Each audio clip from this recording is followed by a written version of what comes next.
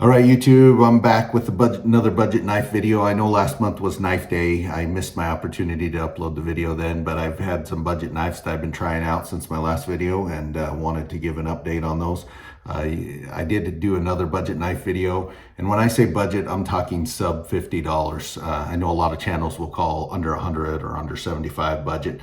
To me, those are not budget. I don't think I've ever spent over $100 for a folding knife. Maybe for a Leatherman, but not for a folding pocket knife.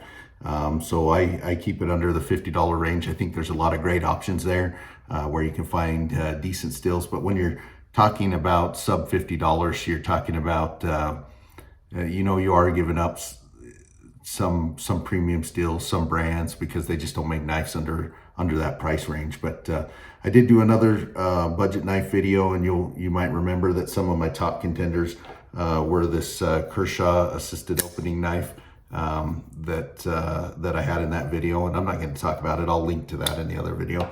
And then also the Ontario Wrap Model 1 OS 8 steel. And my favorite out of that last video was the CJRB Rhea. Really a nice knife, good kind of a spear point type design. This one was a Knife Center exclusive with the pack of wood handles, and really love this knife. Carried a lot, really smooth action. But today we're going to talk about 7 other budget knives that I purchased, and I'll go from expensive to least expensive, and in that order. So the first one is one that many of you may have. It's the Kershaw Leak. And what really sold me on this was the purple scales, man. I just love that color of purple. And this one is an assisted opening one. It's a Ken Onion design. You can see the American flag there, made in the USA. So it's a great quality knife. It's been around for a while. A lot of you have it, you love it. There's a couple things that I don't like about it. It has a good blade. It has an 14 C2 8N Sandvik Warrenclyffe 3-inch bead blasted blade. It's a really nice blade. It's got kind of a convex grind there, concave grind. Really slicey. Ken Onion is known for these Warrenclyffe type style blades. It's really good. There's a couple things I don't like. The flipper tab is great. It works good. The knife is really fast, flips out. If you like assisted knives, it's as good as any of the assisted ones Kershaw makes. I don't like this thumb stud. It's so tiny. It's like, why did they even put it there? It's hard to use. The other thing that is kind of a unique feature on this knife is it has this tip lock safety. So when that lock is on, it keeps the knife from opening, which is, I guess, useful on a assisted opening knife, but it's kind of hard to manipulate. It's hard to open and close, and to me it just feels like one of those cheap plastic safeties like you find on the polymer pistols. I don't like it. It's kind of hard to engage and disengage. It slows down the opening of a knife, which is kind of the opposite of why you want an assisted knife, is to slow it down. But it is a handy feature. This is a liner lock. It's mostly ambidextrous. The thumb studs, the flipper tab, that's all ambidextrous. But the pocket clip is non-reversible. It can go tip up or tip down, but it can't go right or left side. It's pretty much set up for right-hand carry, and with the liner lock, it's going to be a right-hand carry. But it is an awesome knife, a lot of fun to have and to handle, and I would, you've got to have one of these in your collection. Aluminum handles. It's really light. It comes in on the scales at just only 2.58 ounces. So it's really light. You hardly notice it in your pocket, and it has a overall length of just about 7 inches. So it's a perfect size for EDC. The only things that I really take issue with are that tiny thumb stud, the tip lock, and I don't like this big pocket clip. I mean, if you're carrying a lightweight, really kind of a elegant gentleman's type knife, what do you need this big pocket clip for? I know it kind of mimics the shape of the knife, but it just, to me, detracts from how nice this knife is. But it is still a great quality knife and worth carrying.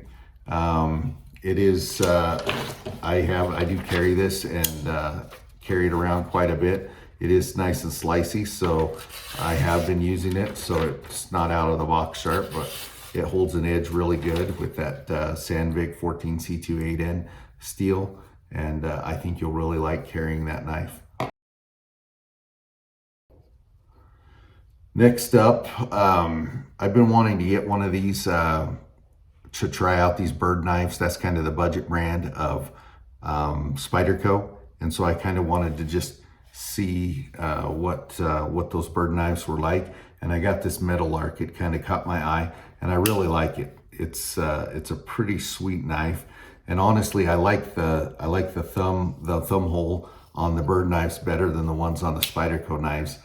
I just think it looks cooler, kind of like a bird's eye. And I'm a bit of a bird fanatic. I posted videos on that. I like to go out bird hunting. I like to go bird watching. And so to have a knife made by Bird that has the name of a bird, Meadowlark, which is a very cool bird. We have Western Meadowlarks around here, and they make an awesome sound, and they're kind of cool looking birds. So like I said, when you're looking at the sub $50, you're limiting yourself on steels. And typically what you're gonna get is like this, an 8CR 13 MOV, or an AUS 8 or a D2.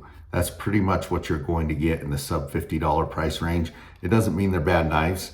They're still really good knives. You might see some that are 440 stainless as well, but this Bird Meadowlark 2, I got on Amazon for $46.90, and so the Kershaw was just over that, $50.74. So you can get these Meadowlarks a little bit cheaper. I opted for the G10 handle, which was a little bit of an upgrade. I think it was added about $10 to the price. It has a 2.9-inch blade and G10 handles. It's a little bit heavier than that Leak, but it feels solid. I mean, I would have no issues with this knife. There's very little play there, and the pocket clip on this one is reversible, so you can do tip up, tip down, left, right. So this one is truly ambidextrous because the thumb hole and the back lock could be used either hand, and the pocket clip is totally reversible. So this is a good option for ambidextrous carry. When I got it, it was a little stiff, and I was like, I don't know if I like opening this knife. But I did put some ballistol in there to kind of loosen it up, and I did fidget with it a little bit, and it's nice and smooth now. You can see just a little flick of the wrist, it goes halfway closed. So it's pretty nice knife. It's not the premium stills like you get on some of the Spyderco, but they didn't jump in quality there, and it is got that full flat grind. It's really slicey. Like I said, it's a little bit heavier than that Kershaw Leak. It comes in at 2.81, so only about 0.2 ounces heavier, but it is, and the length I think is similar. Yeah, it comes in right about 7 inches, so really similar length to the Leak, and it has a really slicey profile too because of that high flat grind. So it's really slicey, fun to carry, well built, solid knife. Carry it all day long. It's awesome. Next up, the next most expensive knife I got as another popular one that many of you probably know about and probably even have, the Civivi Praxis. This is my first Civivi. I didn't get the Elementum for my first one. I know a lot of people really love that one as well. It's on my radar, but I really wanted to try this Praxis. It's a lot bigger than what I normally carry. This one has a 3.75 inch blade, and it's actually 9CR 18 MOV. And it's got this black stonewash finish. It's really nice looking. Drop point. It comes with different handle materials. I got this one from Knife Center for $46.75, and it has the QSP wood. I'm not sure I'm saying that right, but really nice looking wood scales. I think with the black, it really hits all the marks for me. I really like it. I like this big drop point blade. I mean, it just is massive compared to, you know, something like that Leak. You know, just that the bulk and the size of that blade. But it is a lot of fun to carry. I've been carrying this one a lot. I feel like it's really classy, and when you pull it out, people really are impressed with it. It has this nice choil, so you can choke up on it, and with some jimping on the spine, you get a really solid grip. There's no play in it. It has an almost full flat grind, a really high flat grind. So it is really great. It's a liner lock, and the liner lock is easy to use, easy to get to. This knife just flies open. It has really good action. Now I will say with the wood scales, they are a little slick, maybe a little slicker than I thought they would be. So if you prefer having some more traction on your handle, maybe get one of the other knife materials like the G10 or something like that. The pocket clip is reversible, and so this could be an ambidextrous carrying knife other than the liner lock. But I know many of you lefties probably know how to disengage a liner lock with your left hand. It's not impossible. Just your fingers, at least for me, it feels like my fingers more in danger of getting smashed. But anyways, this is an awesome knife. I would highly recommend it. You need a Civivi praxis. I like the wood scales because generally they don't tear up my pants, my jeans as much as like a G10.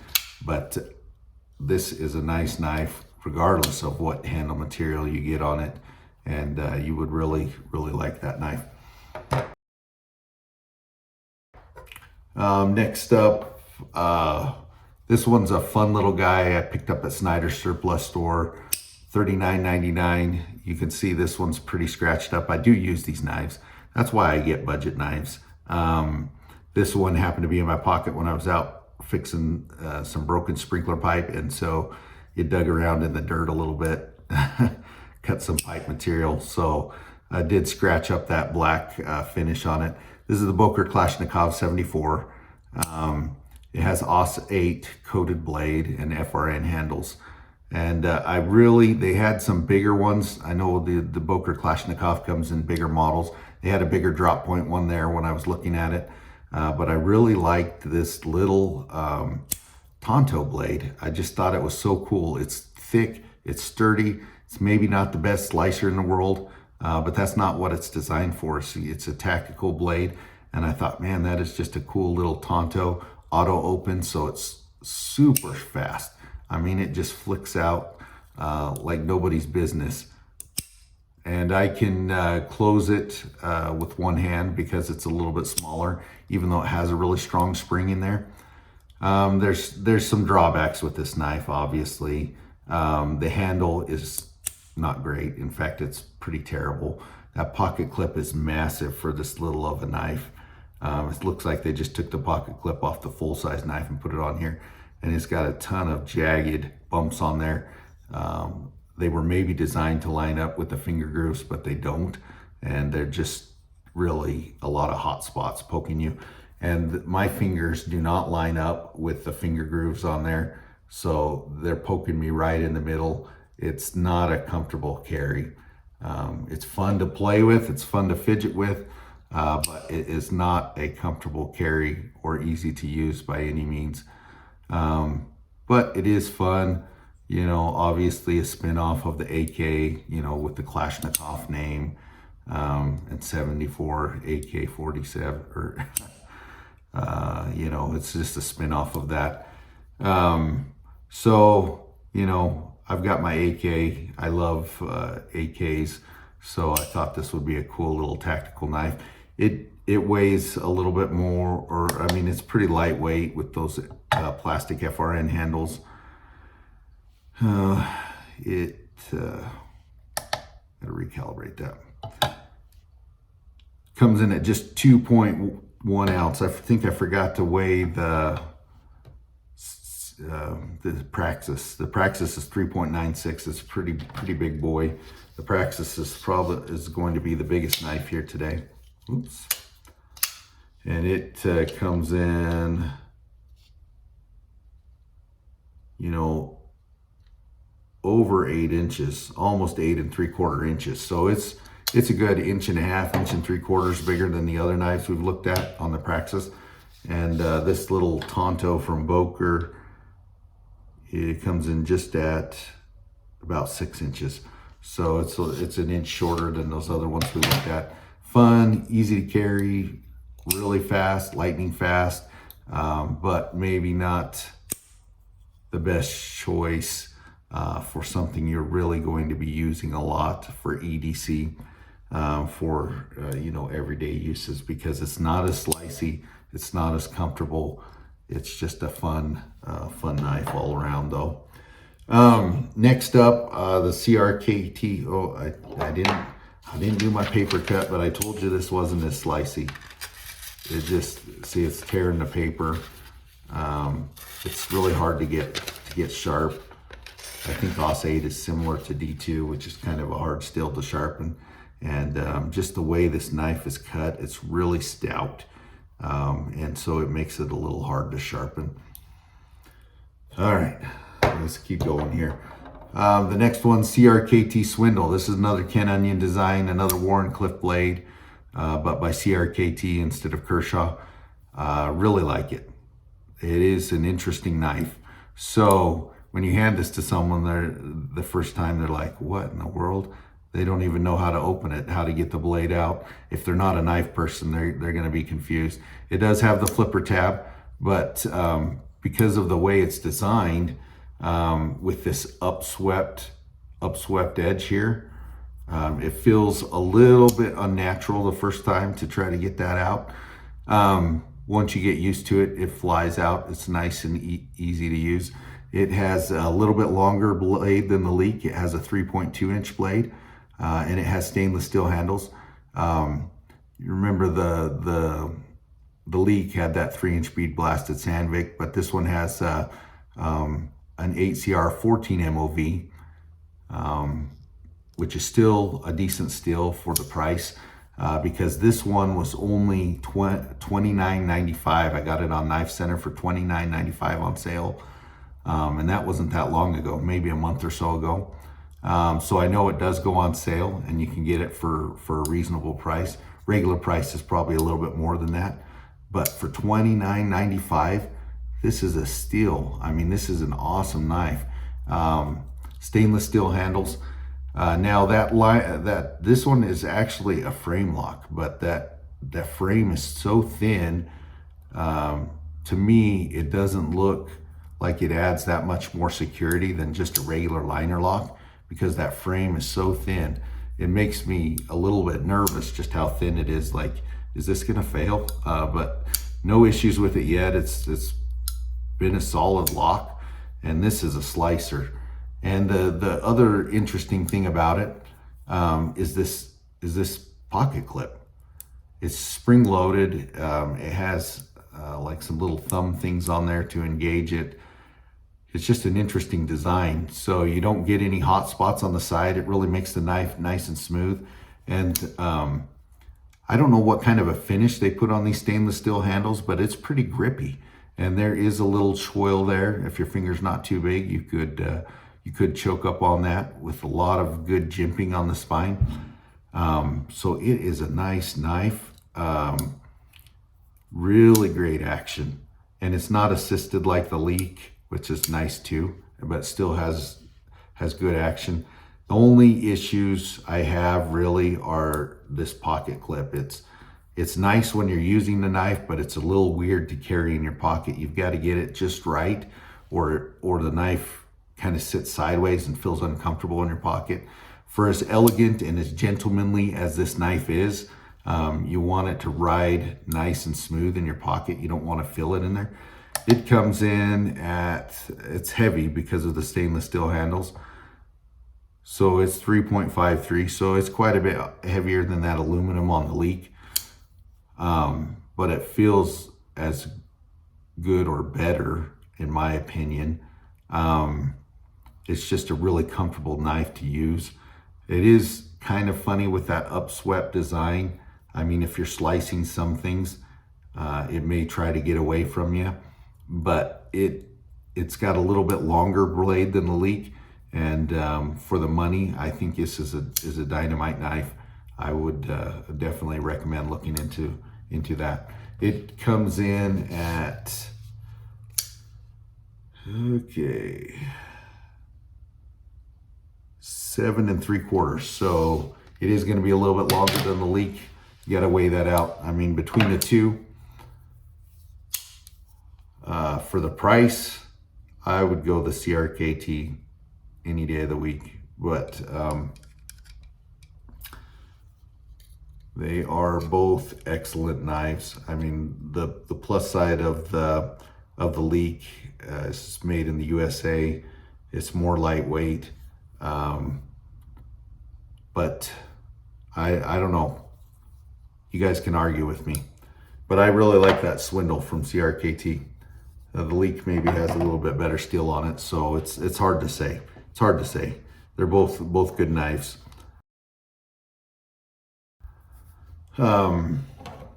So the next option, another popular one, I know a lot of people probably have this one as well. It's the QSP Penguin. I told you I like bird knives. Here's another one with a bird name. So, and it kind of looks like a penguin. I like that sheep's foot blade there. It's just a stellar design. And where in the world can you get a deal like this? So I got this off of Amazon, $29.78. It was on sale. It's got a 3-inch D2 blade, G10 handles. I mean, this is a great knife. I think QSP stands for quality, service, and price. And man, they nailed it on this. The price is right on. I mean, a D2 flipper knife with this good of action for $29.79 is crazy. It does have, looks like a reversible pocket clip. You could put that on either side. It's a frame lock, sheep's foot blade, G10 handles. It's just a really, really great knife. Really fun to fidget with. I love carrying this knife. It's really nice, really snappy, has good action. You just, for that price, you can't say anything bad about it. Has ambidextrous thumb studs. It is a liner lock, which, you know, favors the right hand, but it is a great knife. I added this little rattler tail on it. It doesn't need it. I just had a little bit of paracord and thought it would be kind of fun to put on there. This is a tough knife too. I mean, I was out back. I had a couple broken branches on my little apple tree and sliced them off with this. So I do use these knives and test them out. And it took care of it, no problem, even though it's not a saw blade. But this is just a fun knife to carry. And I was even banging on the back of it a little bit. I had using it as a hammer, even though that's not what it's designed for. Messed up the G10 a little bit, but it is a good knife. I would buy 10 of these before I bought a more expensive knife, because you can, I mean, this with D2 steel is just a great bargain. My last one, oh, I guess I didn't show you. This one's really slicey as well. You can just, that high flat grind, that full, well, it's not full, but high flat grind sheep's foot blade, you just slice the day away. I mean, it's really sharp. It measures right at just over 7 inches. And the weight, it feels pretty lightweight. It is 3.62 ounces. It just feels really solid built. For that price, you wouldn't expect it to have this good a fit and finish. I mean, there's really little play in there. and it really has good action. Last one, this is, probably a Chinese knife off of Amazon, but it is really impressive. It's the Gonzo Firebird. Now, Gonzo has a bit of a reputation for making nice knives at a bargain basement price. And this Gonzo Firebird FH81BR or F481BR, $24.95 on Amazon. Now, it's currently out of stock. I just looked. But it's D2. I don't know what you call that blade style. I would maybe call it a reverse Tonto. It's kind of like almost like a barber type blade, but really, really comfortable. This one comes with G10 scales, which I have a really cool pattern on them. Kind of remind me of a turtle shell or something. I don't know that it's the best G10. I've seen it done better. It feels better on that metal lark from Bird, but this is perfect. I mean, it's very comfortable. I love this large finger choil. You can really get up there. And then this thumb tab, I didn't know if I would like that at first because it's kind of unusual and big, but you can take it off. It's got a screw in there, but it's really a comfortable place to put your thumb when you're cutting something. And you can really get down on that and press hard. The pocket clip is rather large, not reversible, but it doesn't bother me too much when I'm holding it. It kind of falls right in the palm of my hand. And so, kind of where the whole of my hand is when I'm choking up. So I don't really notice it that much. I notice it a little bit more when I'm using the full handle grip instead of choking up. But it's really awesome. It's fun to play with. It just, for as big of a knife blade as that is, it feels a little front heavy because the blade is so much heavier than the handle. But it really flies out. Really good action. I did not have to lube it up at all. And you can use that thumb stud, as unusual as it is, you can use that thumb stud to flip it out. And you can even, although it's hard at this angle, you can use it to spidey flick things out with a little bit of wrist action as well. So it is a really fun knife to fidget with. I did notice that I got a little chip in the blade. I'm not sure when that happened. It's supposedly D2 steel, which is a fairly strong blade. But it is a lot of fun to play with. FH81 D2 steel, made by Gonzo Firebird. They have, and even though this one's out of stock, Gonzo has a lot of D2 G10 flipper knives on Amazon or other websites for that $25 to $30 price range, $20 to $30. Oh my gosh, look how that cuts. This high flat grind. I mean, it's so slicey. It just cuts right through everything. I mean, this is another steal. It's a bargain. And if you want something that you can use, abuse, and lose, get something like this. I do have a couple complaints with it.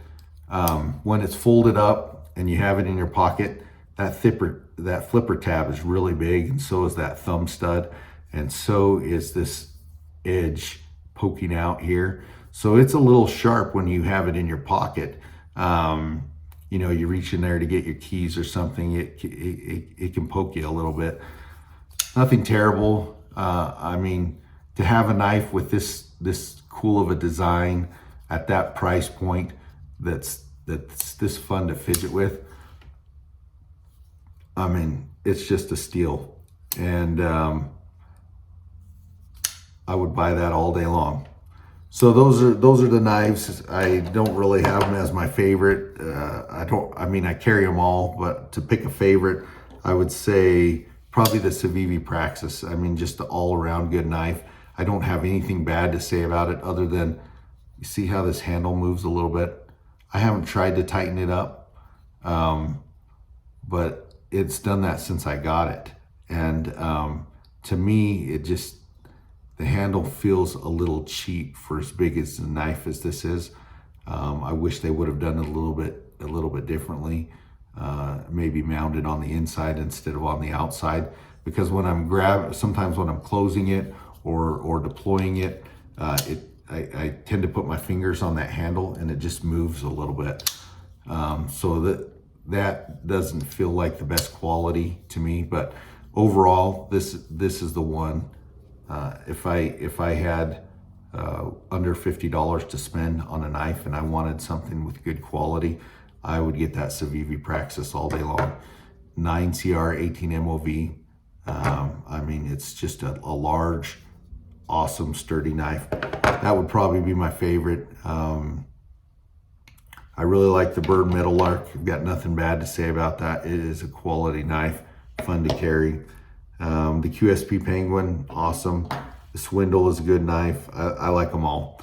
So thanks for tuning in. Until next time, enjoy what you carry and carry every day. I hope you enjoyed that video. I know it was Knife Day last month and I didn't upload a video for Knife Day. I generally don't do those kind of things, but I didn't even know it was Knife Day till at the end of the day and after the fact. But you know, my wife sometimes is all about those things: waffle day, donut day, cupcake day, whatever. I think tomorrow is cinema day, so you know, here in town they're doing $3 movies, so it'll be a good day to go watch the show. But anyways, hope you enjoyed that knife video. Those are just my impressions. That's what I'm carrying every day. One of those budget options, and they get the job done, man. They're good knives. Since it's been hot here, but the kids are back in school. We had the fair and rodeo, and we're all done with that. But since they're back in school, how about a back to school joke? So there was these teacher, she was taking roll at class. It was the first day of school. She was getting to know all the students, so she was calling them out by name and finding out who was who. And she calls on one student. She says, "What's your name?" And he says, "Snotty Nose." And she says, "Snotty Nose?" She says, "Ha ha ha, that's funny, you know, first day of school, I get it." And she's like, "Well, really, what's your name?" And he says, "Snotty Nose." And she says, "Come on," she says, "that's enough. You know, we all want to have fun, but no goofing around." She says, "This time you got to tell me for real, what's your name?" And he says, "Snotty Nose." And she says, "I can't believe it." She says, "I'm trying to be nice and you're just goofing around." She says, "I really need to know your name. If you can't tell me your name, I'm going to send you to the principal's office." And she says, "Last time, what's your name?" And the boy goes, "Snotty Nose." And she says, "That's it, go to the principal's office." And he turns to the other kid sitting next to him and says, "Come on, crappy pants, she ain't gonna believe you either."